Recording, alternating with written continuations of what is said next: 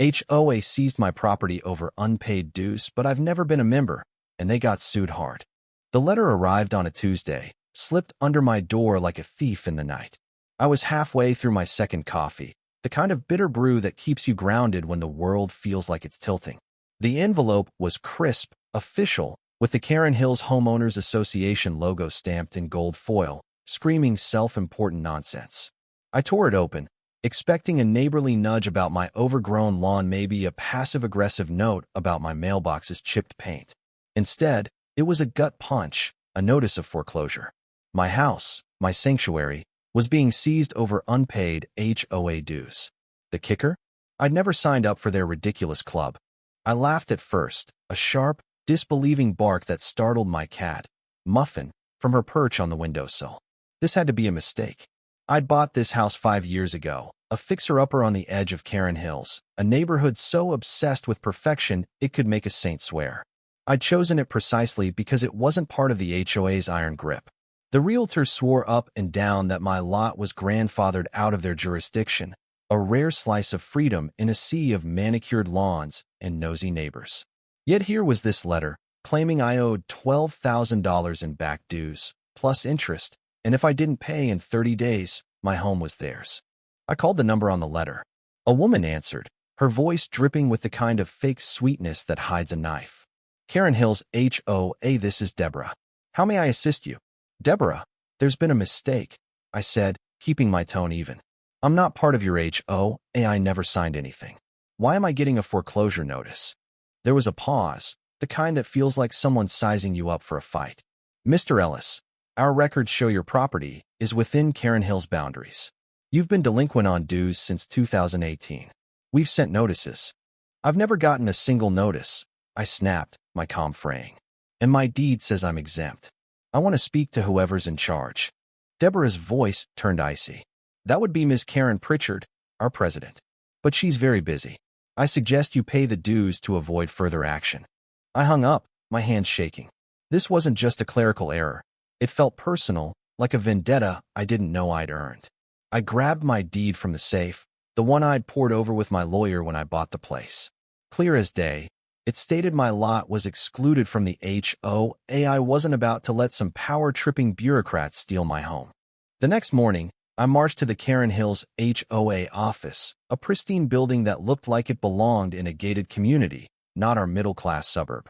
The lawn was so perfect it could have been plastic, and a sign out front read, Karen Hills, where excellence lives. I gagged a little. Inside, I was greeted by Deborah, who looked exactly as I'd imagined. Mid-50s, blonde bob, and a smile that didn't reach her eyes. Mr. Ellis, I told you Miss Pritchard is unavailable, she said before I could open my mouth. Then make her available, I said, planting the deed on her desk. This proves I'm not in your HOA. Call off the foreclosure. Deborah barely glanced at the document. Our records are clear. Your property was annexed into the HOA in 2019. You were notified. Annexed. I laughed, but it was a desperate sound. You can't just annex someone's property without their consent. She shrugged, as if my life's foundation was a minor inconvenience. You'll need to take it up with Miss Pritchard. She's at the community meeting tonight. Members only. I left, fuming, but I wasn't done. That evening, I crashed the HOA meeting at the community center, a sterile room filled with folding chairs and self-righteous neighbors. Karen Pritchard stood at the podium, a woman who radiated authority like a dictator in a pantsuit. Her hair was a helmet of platinum curls, and her eyes scanned the room like a hawk picking out prey. Excuse me, I said, standing before she could start her spiel about mailbox uniformity. I'm Nate Ellis, and I'm not an HOA member, but you're trying to steal my house. The room went silent. Karen's smile was a razor. Mr. Ellis, this is a private meeting. If you have concerns, submit them in writing. I'm not leaving until you explain why you're foreclosing on my home for dues I don't owe, I said, holding up my deed. Whispers rippled through the crowd. A few people looked uncomfortable. Others smirked like they were in on some joke. Karen's eyes narrowed. Your property was annexed due to a boundary adjustment. It's all legal. Pay the dues or face the consequences. Legal. I shot back. I never agreed to your rules. You can't just rewrite my deed. The meeting erupted into chaos, neighbors arguing, some defending me, others shouting about community standards. Karen banged her gavel, but I saw something in her eyes, a flicker of unease. She wasn't as untouchable as she thought. I hired a lawyer the next day. Her name was Lila Chun, a no-nonsense woman with a reputation for shredding corporate bullies. She took one look at my deed and the HOA's foreclosure notice and grinned like a shark smelling blood. "This is a gold mine," she said. "They've overstepped. Big time." Lila dug into Karen Hill's records and found a cesspool of shady dealings. The annexation was a backroom deal pushed through by Karen and her cronies, with forged signatures and no public vote. They'd targeted several non-HOA properties, mine included, to boost their coffers. Lila filed a lawsuit against the HOA alleging fraud, extortion, and violation of property rights. The damages we sought? Enough to make Karen's platinum curls wilt. As the case gained traction, I became a pariah in Karen Hills. My mailbox was vandalized, my tires slashed. Notes appeared on my doorstep. "Pay up or get out." Muffin stopped sleeping by the window, as if she sensed the hostility seeping through the walls. But I wasn't alone. A neighbor, Mrs. Rosa Alvarez, started bringing me homemade tamales, her way of apologizing for the HOA's nonsense. She was a widow, quiet, with a garden that rivaled Eden. "Karen's been after my lot, too," she confided one evening. "She says my roses violate code. I've lived here 30 years. Rosa became my unexpected ally, a twist I hadn't seen coming. She'd overheard Karen boasting about teaching freeloaders a lesson at a garden club meeting. Rosa's testimony was gold for Lila's case, but it also painted a target on her back. One night, her roses were uprooted, replaced with a sign, "Comply or leave." I was livid, but Rosa just smiled sadly. "They think they can break us," she said. "But I've survived worse than Karen Pritchard." The lawsuit turned Karen Hills into a circus. Local news picked up the story, and suddenly, Karen's pristine image was cracking. Reporters camped outside the HOA office, and neighbors started whispering about her reign of terror. Lila uncovered more dirt. Karen had been skimming HOA funds for personal vacations, disguised as community outreach. The woman who preached excellence was a fraud. But Karen wasn't going down without a fight. She hired a slick lawyer, a guy named Vincent who looked like he'd stepped out of a cologne ad. He tried to bury us in paperwork, claiming the annexation was a clerical error but still enforceable. Lila countered every move, her briefs so sharp they could cut glass. The courtroom became a battlefield, and I was the reluctant soldier, watching my life savings drain into legal fees. Then came the twist that nearly broke me. One evening, as I sifted through old HOA notices Lila had subpoenaed, I found a letter addressed to my late mother, dated a year before I bought the house. It was a welcome letter from Karen Hills HOA thanking her for joining. My mother had never lived. Haresh died across the country in a nursing home. Someone had forged her signature to enroll my property before I even owned it. I sat there, staring at the letter, my chest tight. This wasn't just about money or power, it was personal. Karen had targeted my home before I'd even set foot in it, like a predator marking its prey. Why? I had no answers, but the betrayal stung deeper than I expected. The trial date loomed, and Karen Hills was a powder keg. Neighbors picked sides, some rallying behind me, others loyal to Karen's iron fist. Rosa organized a small protest outside the HOA office, holding a sign that read, "Karen doesn't own us." I joined her, feeling a spark of hope for the first time in months. We weren't just fighting for my house anymore. We were fighting for everyone she'd bullied. In court, Lila was a force of nature. She presented the forged letter, Rosa's testimony, and a paper trail of Karen's financial misdeeds. Vincent tried to spin it, claiming I'd misunderstood the annexation process, but the judge wasn't buying it. The room held its breath as Lila called Karen to the stand. Karen took the oath with the confidence of someone who'd never faced consequences. But Lila dismantled her, question by question, exposing contradictions and lies. When Lila presented the forged letter, Karen's face went pale. "I don't recall that document," she stammered, but her voice betrayed her. The judge ruled in our favor. The annexation was nullified, the foreclosure canceled, and the HOA was ordered to pay punitive damages. The courtroom erupted in cheers, but I felt hollow. I'd won, but at what cost? My savings were gone, my neighbors divided, and Rosa's garden was still a wreck. As we left the courthouse, Rosa squeezed my hand. "You did good, Nate," she said. "This place needed a shake-up." I smiled, but my heart wasn't in it. I thought of my mother, of the home I'd fought for, of the community that had turned on itself. Karen's reign was over, but the scars she'd left would linger. And as I walked back to my house still mine, against all odds, I wondered if freedom was worth the price we'd all paid. The victory in court should have felt like a weight lifted, but it was more like trading one burden for another. The judge's ruling dismantled Karen Pritchard's annexation scheme, but the fallout in Karen Hills was just beginning. My house was safe for now, but the neighborhood was a fractured mess. Half the residents saw me as a hero. The other half glared like I'd burned their precious community to the ground. I wanted to believe the worst was over, but life has a way of kicking you when you're already bruised. Lila, my lawyer, warned me to stay vigilant. Karen's down, but she's not out, she said over coffee a week after the trial. People like her don't quit. They pivot. Lila's eyes, sharp as ever, scanned the diner like she expected Karen to pop out with a new lawsuit. I nodded, but I was tired, bone-deep tired. The legal fees had gutted my savings, and Muffin, my cat, was still skittish from the vandalism. I just wanted to fix my mailbox, mow my lawn, and forget Karen Hills ever existed. That night, I found a note taped to my door. No threats this time, just a scrawled invitation. "Meet me at the park, 9 p.m. We need to talk. Tom." Tom was Tom Whitaker, a quiet guy who lived 2 streets over. He'd been at the HOA meeting I crashed, sitting in the back, never saying a word. I barely knew him, but something about his silence stuck with me, like he was watching a train wreck he couldn't stop. I debated ignoring the note, but curiosity got the better of me. The park was deserted, lit by a single flickering street lamp. Tom was there, pacing, his hands stuffed in a faded jacket. He was older than I'd thought, maybe 60, with a face carved by worry. "Nate," he said, glancing around like we were in a spy movie. "I owe you an apology."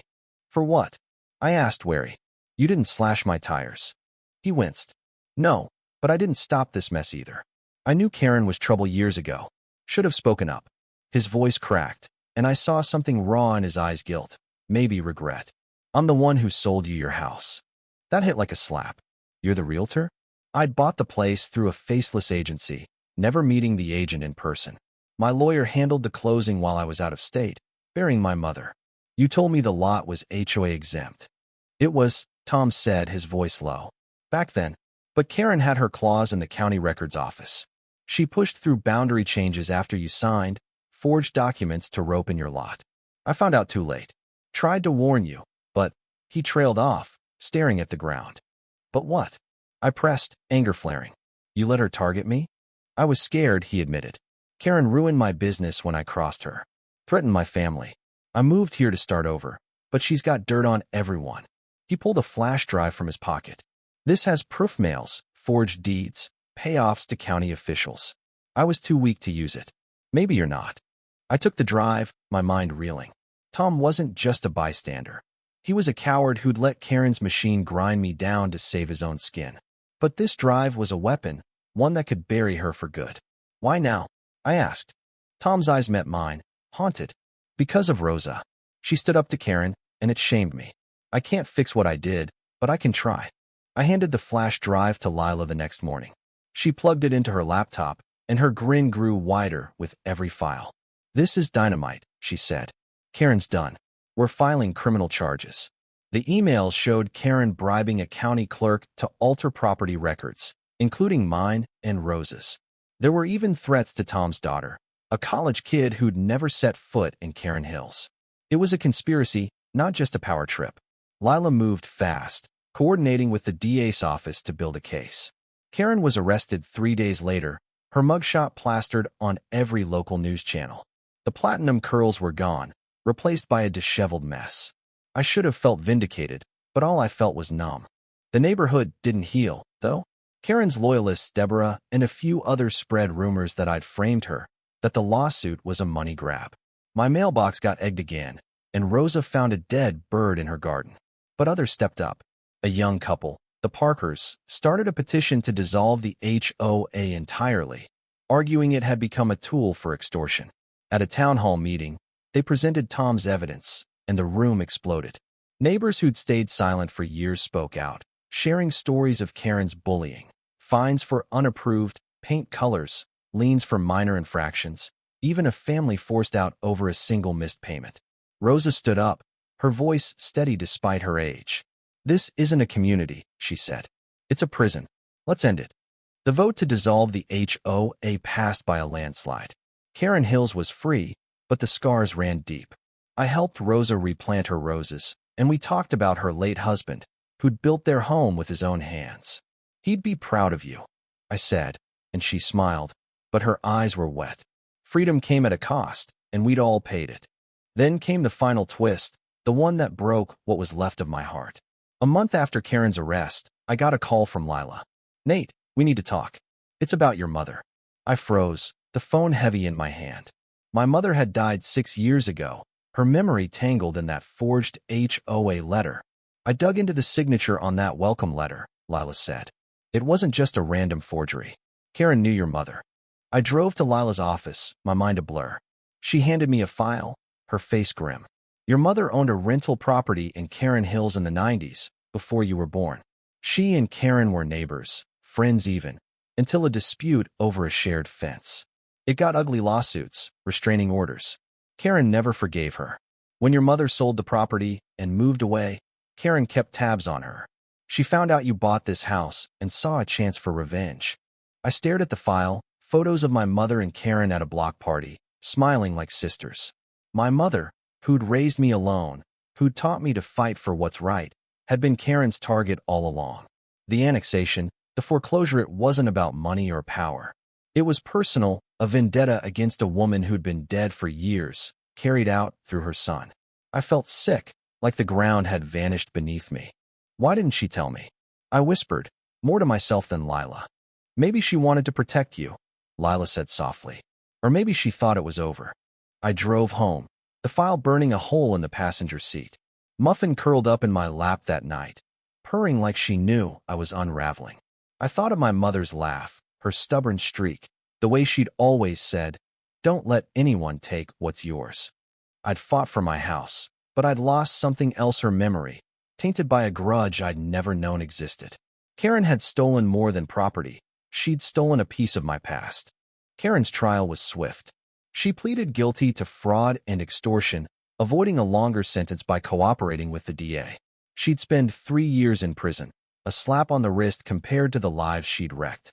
The HOA's assets were liquidated, and I got a chunk of the damages, enough to cover my legal fees and fix my mailbox.